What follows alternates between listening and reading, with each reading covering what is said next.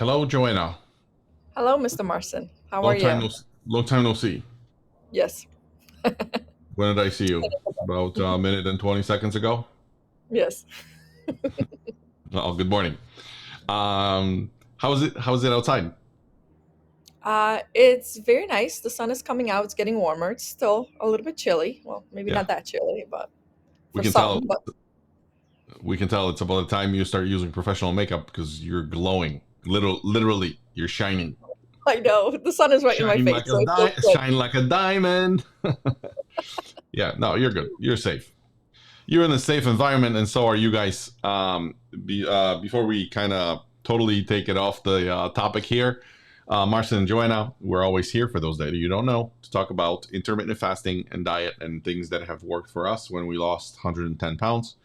And I think lately we've been struggling a little bit with the weight. We've been stagnant, so we gotta get our shit together. But we're here to talk about things that work, we things that we implement. So if you're gonna see us doing something and readjusting, moving in the right direction, those are exactly the things that we're implementing and sharing with everybody. This is what has been working for us. Sometimes we say something stupid, so please correct us. Feel free to add comments, Yes. or reach out or whatever. But that's really the intent here. Today's topic, I think Joanna will be all over this thing, because we will be talking about 7 fat loss carbohydrates that everybody should eat. I think that's the official topic for today's Yeah. episode. I promise I'm gonna.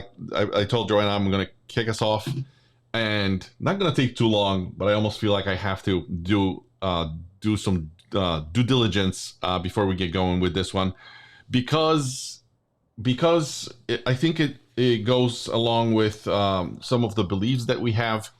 And I think of it this way. So when I think of like the way of eating and thinking carbs, and for whatever reason, if your cousin Elisa is watching us, I'll probably mention her because she always comes to mind as a bread addict, because she always wants to munch on sandwiches. So Elisa, if you're watching, we're supporting your bread addiction. No worries. The thing is, everything is we are born. Whenever we think about the way we eat, we have to understand that we're born into the system. And when we think outside of the box, outside of the system, it's hard to imagine switching over to something that's different to what we're accustomed to. So, I even know when I started talking to my mom about intermittent fasting, and I mentioned eggs, which eggs for us are like a must-have almost. Like I can't Yeah. imagine not having eggs. And my mom was like, "Wow, that's eating a lot of eggs." I had this realization, epiphany. I'm like, I guess based on her reaction, we didn't eat eggs before, which I don't really remember because since we've been married, eggs were sort of like a foundation, right? So it's just things you switch to. Same with bread. Like I had bread, like in our home, we had bread all the time. Usually, 2, 3 loaves. It wasn't uncommon, or milk or whatever. So like things that we typically eat, and then we have to think of like this alternative way of doing something.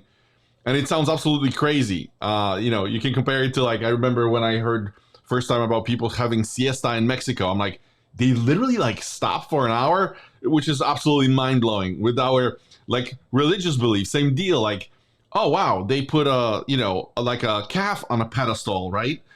But then you're like, and then you think that's crazy. But then we have talking snakes in our Bible. So it's just things that we're used to, that we have to be okay with trying to understand and willing to try. And Joanna and I, we really believe in, like, opinion is one thing, but like we believe in data points. If you put it in your mouth, does it make you gain weight or lose weight? We try, we test, we measure, and it's like, yes, this helped me lose weight, plus it made me feel better. And that's how we operate. So we're not prejudgmental. We try different things, different kitchens, some different meals. Joanna lately has been experiencing with pressure cooker, which is a totally new thing for us. We almost thought we were going to blow out a house one day, just because we were trying to figure out how this works. I know Joanna called her sister-in-law, future sister-in-law, to to figure out like what's going on. So it's new, uncomfortable, and like, well, but it's worth trying. And now we know a couple dishes into it, like, oh my god, this actually works. This is pretty good. So Yeah. this is kind of how we operate. The nice thing about changing your way of eating to a new diet, it's like if you ever had a cat or a dog in a house, and you see them grow up. Same with kids if you don't have animals. You almost don't notice the difference. You just kind of commit to it day by day, and the change doesn't just happen drastically overnight. It's just like you introduce one dish, one thing, maybe one you swap one thing, so it's never Yeah. dramatic. But you look back 2 months from now or 3 months from now, you're like, oh my god, I never knew I could stop eating bread. And at least that goes to you. You can also stop eating bread. So that's just something we have to remember and be comfortable with. Because over time, you almost have to, like, whenever Joanna or I we talk about this switching over to intermittent fasting, maybe getting rid of sugar, maybe getting rid of carbs. I know it may sound a little crazy, and the ask is, I think, to start more with on the belief side. Like, you almost have to believe it more than knowing that this will work for you, and then gradually with time, as you try and as you experiment, you're gonna see that, like, one day you're just gonna have a switch, or like 1 week you're just gonna be like, hey, this totally works. Like, it's actually easier because the meals are simpler, they don't take as much time. It's just, a little bit of meat, whether it's fish or whatever, steak, and then you're like, oh, this actually works with my schedule. It works for my, like, I feel better. Plus I'm losing weight. Like, hey, I'm on board, right? So just something that I wanted to bring up because it's very, very important. Same thing, like I said, when people talk about diet, you hear two things. No, I promise I'm bringing this back to the topic. So people say two things: no carbs, no sugar. Like, those are the two things that people usually say.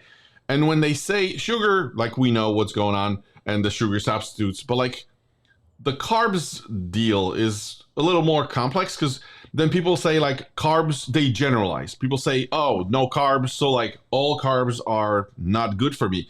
And this is exactly what we're talking about today. So you have to understand that there's bad carbs and Good better carbs. carbs, or good carbs. Good carbs, right? Can I call them good Good carbs? carbs. Yeah.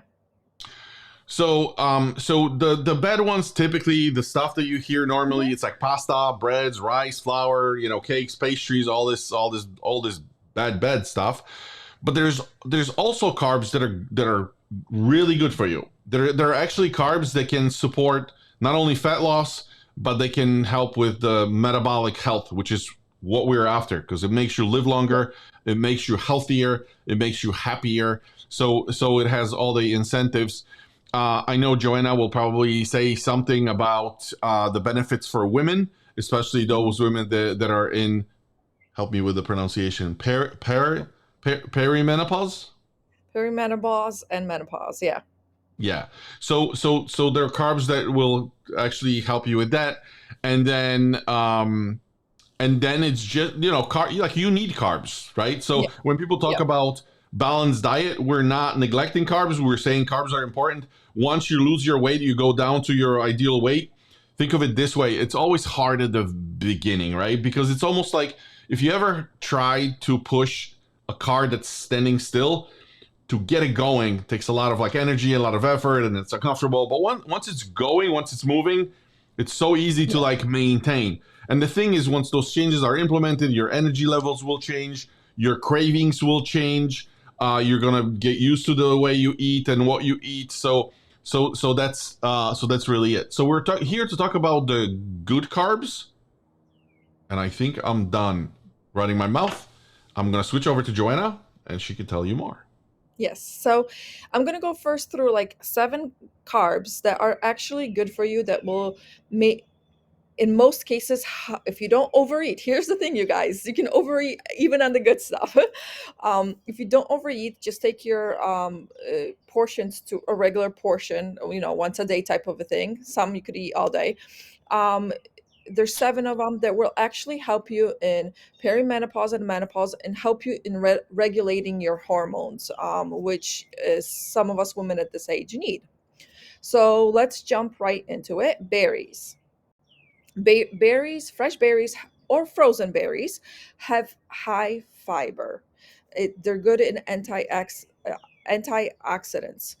They're also very low on the glucose level. So what that means is if you eat them, they will not spike your sugar up that high so that you won't have a crash.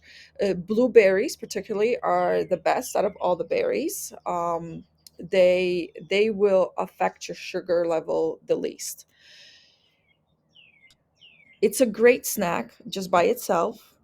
It's also great additive if you want something extra. Like I eat it with my cottage cheese. I take 3 tablespoons of cottage cheese and pop my blueberries, raspberries, strawberries into it. And that's how I get it. So basically, I'm also eating a carb with putting cottage cheese, which is my fat.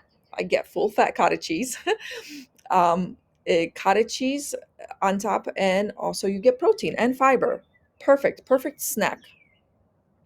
Marston, I know, eats his berries, frozen berries. We get a big bag of frozen berries, and he eats his berries with yogurt. So he has Too Good yogurt, which is very low sugar yogurt, and he pops the berries right on top of that, and that's how he eats his berries. Sometimes on a daily basis, right, Marston? Like you enjoy that.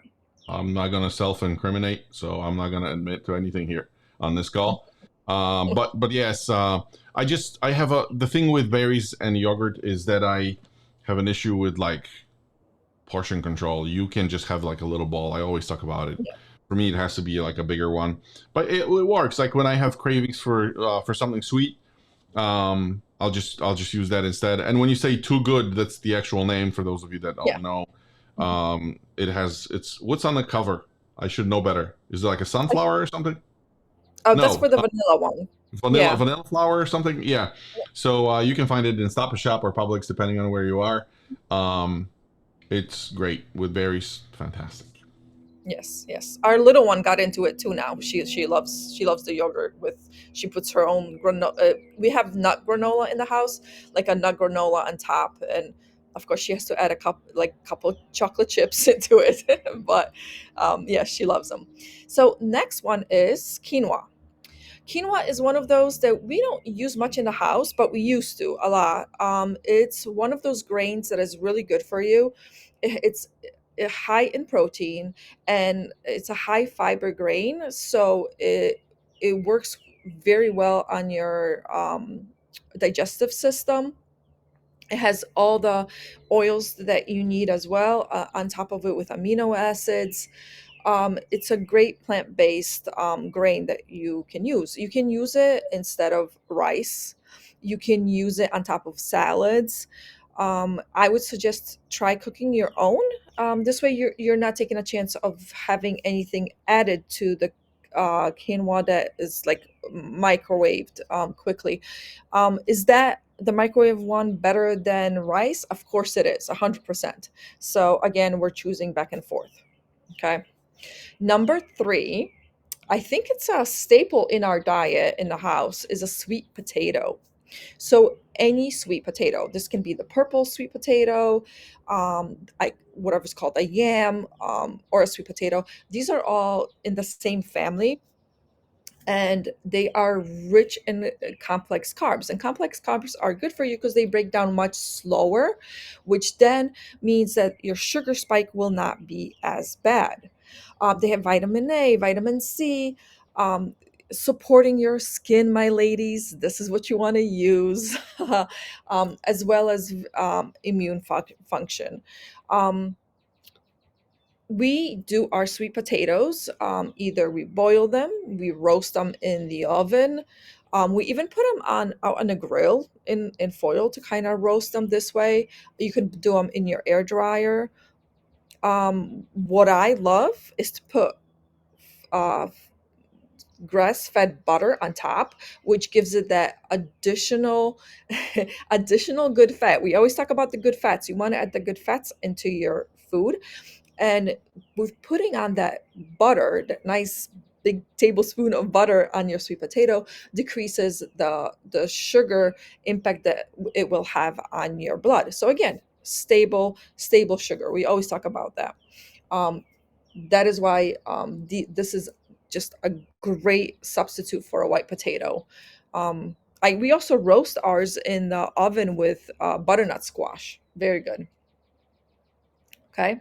Anything you want to add because you're thinking about sweet potatoes? So going back to what I said at the beginning of this episode, sweet potato was one of those items on the list that took me. I think it was more of a mental game. I just never ate sweet potatoes before, and I was a potato guy. Like I'm not. I can go like you can take breads away from me, not an issue. Potatoes, big deal. Like to me, it was so ingrained, baked into my baked. And I think I say it intentionally, baked into my head that like potatoes are never going away. I like them in all sorts of Mhm. formats. We have an addict at home. One of our older daughter, can't live without them, and I totally understand. And the switch, I remember when you were eating them, I didn't. I think my problem was that I didn't experiment enough with how you could eat them. Yeah.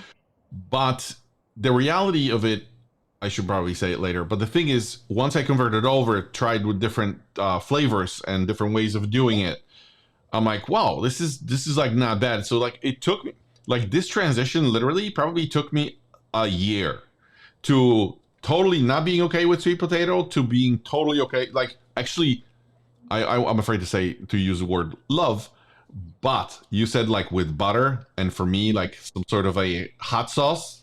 Hmm. Like Yeah. so good, but it took a while, and it was just a mental thing. I just couldn't like I didn't eat it before, and it's the same problem. It's the same thing when we're doing like, let's say we were doing Alfredo pasta before with pasta, and now we're doing a scampi shrimp or whatever with like With zucchini spaghetti or whatever it's called. squash. Yeah. What is it? So spaghetti squash, right? It took a while to adjust, but like later on, it's like, oh my god, this is not so like it's light, it's good, it's flavorful, and it's not so heavy like when you eat it. Yeah. Those are like examples of what you can over time again of what you can get used to. Yeah. I love sweet potato now. I love when you Yeah. do it, and I got to tell you, as much as I still like regular potato from time to time, Mhm. especially baked potato, totally can get away with just a sweet potato. It's just the format, the flavor, finding Mhm. the right combination, right? Yeah. Yeah. So definitely sweet potatoes. Number four is your lentils and legumes. These are some what you need to get used to, especially if those of you that don't eat a lot of beans. If you don't like the taste of beans, I would try lentils.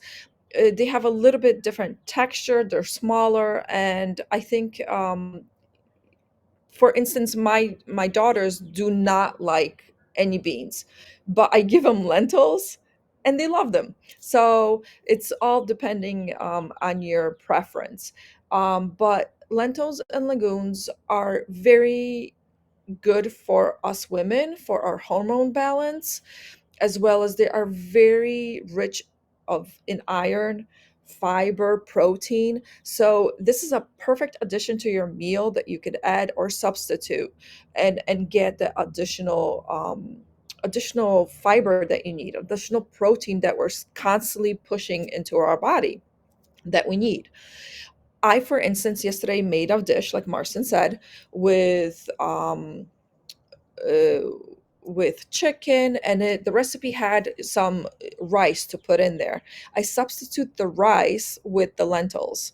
Um, they don't even know that it was supposed to be rice. They just all ate it with lentils, and it was perfectly fine. They don't really have much of extra taste on top of it. So it's a perfect base. So again, lentils. I even eat lentils in the morning. I love them over a runny egg. Perfect. So, so lentils and legumes. They're very good overall. Definitely, and something that you would want to add to your everyday dish. Um, that's something, Marcin, that we had to get used to too in the house with the lentils and legumes and Yeah, stuff. I think we came across lentils when we were going through 4 Hour Body Yeah. by Timothy Ferris. He was big on lentils. We've tried, and it's one of those things. I don't. I, I think anybody can. They're just, again, it's about flavor. So it's Mhm. just ability to finding what can you mix it with to like make it more flavorful. Otherwise, they are as tasty as beans, which to me they have no taste. So it's kind of the same thing. And again, they're good for when you're trying to lose weight and then when you're maintaining the weight, right? Because Yes. when once you lose the weight and the maintenance and you switch into maintenance mode, or even last episode we talked about breaking up your sort of journey into try to lose, try to maintain for a week or two, try to lose, try to maintain for a week. Like those are good periods where you can also use lentils. Lentils are just good in general. So Yeah, so yeah, yeah, they're definitely good for you. So next, number 5 is leafy greens. I it's a very low in calorie, right? So you can eat them with every meal, and you should eat them with every meal. Um, and they will not affect your calorie intake. They will not affect your blood sugar, because basically there's almost no sugar in them. They're high in fiber, which we definitely all need extra of. And a lot of them have anti-inflammatory response on your body. Again, that's great, especially for us women. The more kind of citrus that your green is, leafy green that you take, the better. So I always go for the mixes that just don't have salads. They have all different types of green. They call them, I think the one that I use is green mix, and it has all different types of leafy leafy greens. Like I mentioned, I eat it for breakfast. I eat it sometimes just as a meal for lunch, with some protein on top. And it can go with any meal whatsoever, and definitely good for your digestive system and your hormones, ladies. Okay, so that's 5. Next one is apples, number 6. Apples are a very good sweet snack if you're looking for a sweet snack. I suggest putting some kind of nut butter with that, so the sweetness of an apple won't affect your sugar. You will have extra fiber into your body, and that will push your weight loss along the way, because you won't affect it, but at the same time have that nice sweet snack. I think that's what we did yesterday. All of us went for an apple and some. We had peanut butter yesterday, but sometimes we do almond butter or any other nut butter that you have in the house. It's great for that. a quick tip. I don't know if you did it first time, maybe first time I tried when you did it, but you put them in the fridge Yeah. and it was just the fact that they were like cold and crispy, and so it was really refreshing and sweet and everything, all at once. So yeah, nice job. Yeah. I try to keep our fruits out in the open so everybody can grab them, but that's not working. So I keep them in the fridge and then give them, slice them out, or put them out, and it seems to always disappear. That's my trick in the house. Um, Next thing that we want to talk about is chia seeds and flax seeds. Chia seeds and flax seeds, they have different purposes, but number one, they are high in fiber and omega 3s, which are basically your good fats that you need in your body. They support brain health and hormone balance, ladies. I definitely recommend this, using it on top of your salad. Some people like to put water into them overnight and then just drink it, but it gets kind of like jelly almost like, and not everybody can deal with the texture. What I've been doing lately is, again, my cottage cheese with those berries. I put the flax seeds and the chia seeds in there, mix it all up. So I have some sunflower seeds, all different types of seeds. And I have like a crunchy, high protein meal, almost a meal because it gets very dense and full. But oops, sorry. So I definitely suggest adding that into your everyday snack type of a thing, and that's a very good carb again for us ladies going through our changes. So that is it for the top 7. But I think Marcin will share with us another 2 that he really likes. So I didn't want to share, but I was forced. You told me to share, so Yeah. I have no choice. No, actually, the conversation was a little different because not a lot of the items that you have listed. I know you like to experiment. I'm more of a Yes. conventional. I like to call it conventional, but it's really lazy. So I don't want to experiment too much. I'm just like, hey, here's what works. I'm just gonna stick to it. So there's actually like, what was it, quinoa? Quinoa. Hmm. No. Apples, I can eat apples. What else did you like? Lentils, I can do lentils. What else was there? Chia seeds, probably chia seeds and flax seeds. Not You will not me. add them into anything Right, unless I give but them to like, you.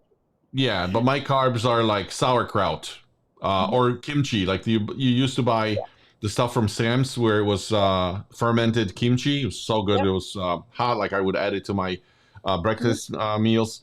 Out of all the things, like I never had kimchi before, and then lately you've been buying the kefir, Yeah, kefir. Yeah. kefir, kefir. Yeah. In Polish, it's kefir, I think. But the Yeah. thing is, you've been buying that, and that's really good. And so I can generalize this category: Mhm. sauerkraut, kimchi, and kefir um, into fermented foods. And the thing about fermented foods, you guys should already know. Joanna mentioned this more than once. She always uses those things to like break fasts, longer fasts, right? Because Yeah, it's 24 it's hours and longer. yeah, because it improves your gut health. It Mhm. kind of what do I want to say? Restarts your sort of gut after a period where you don't eat for a Yeah. while, and that is good for metabolism. It's good for weight management.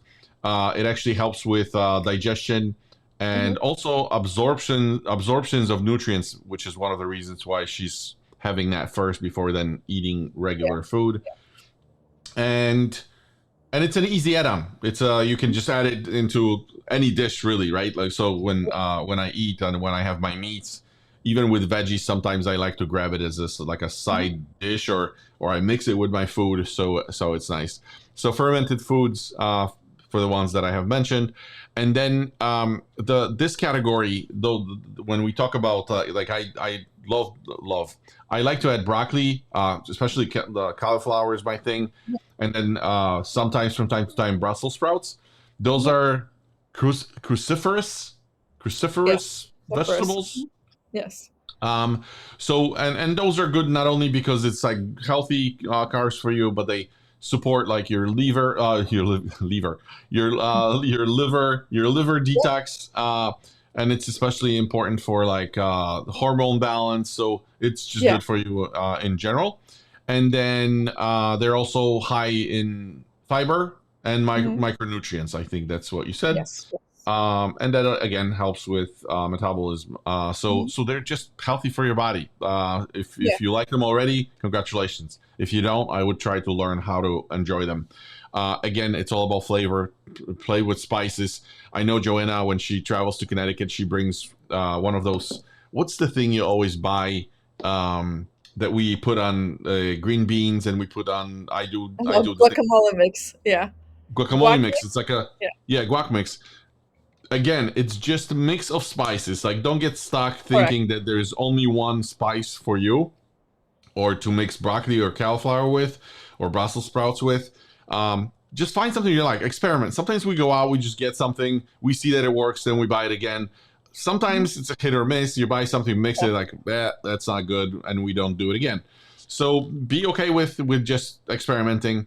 And then the last thing on this category, oh, you can have them in sort of like different ways because you Mhm. can roast those those vegetables. You can have them roasted. You can have them steamed.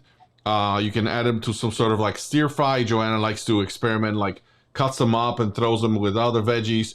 And again, adds spices. Sometimes it's random, and it comes out to like be really tasty.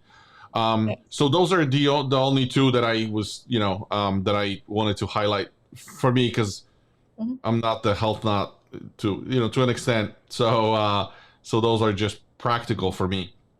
Yeah. Anything else that you wanted to add on those two categories? No, no, no. Every so a total of nine carbs that we just shared with you guys that are all good for moving your weight loss forward, giving you the fiber that you need, the antioxidants, as well as just good overall for you. Um, yeah, so that's it. Yeah. And so in conclusion, there's only one thing that I wanted to reiterate, kind of like I started the episode. Not all carbs are your enemy. A lot of times you guys have to be very realistic in terms of like what you're doing on a daily basis. And I'll use another example. Let's say some of us may be addicted to ketchup, and you can pick on any food and kind of dissect it and say, eventually you're going to get to the conclusion where it's like everything is bad because everything has sugar, Yeah. everything has fats, everything has carbs, or Mhm. and it's like correct. It's just you're not trying to overdo it. You're not trying to overdo it with sugar. That's Mhm. why you're not eating donuts, or you shouldn't, at least when you're trying to lose weight. That's why like it's fine to use ketchup if ketchup is your go-to thing. We stay away from our girls love ketchup. For us, we use other healthier alternative sauces because it's just a sauce after all. Yeah. But we also try to stay away from milk. But it's just a preference. Like if milk is your sort of what do I want to call it? A go to item on a daily basis. Drink your milk. Yes. So it's not you don't blindly have to follow the advice. It's like just be careful, be aware of what you're doing when you're picking up those products. Make sure you know what the really bad ones are. Stay away from those. Sugar, you know what's bad for you. If you're using substitutes or a little bit of sugar here and there, you almost cannot avoid it. So just use your head. Um, and and I think that was it. Anything else from you? No, that is it. Yeah, and if you're listening on Apple Podcasts, Spotify, we always invite you to join us in a group. You can always check out the episodes on YouTube if you're on a go. Mhm. And that's it. So check out Glucose Guardians if you can. That would mean the world to us. Other than that, I think we're good for today's episode. We'll see you guys next week. See you next week. Bye. All right, bye.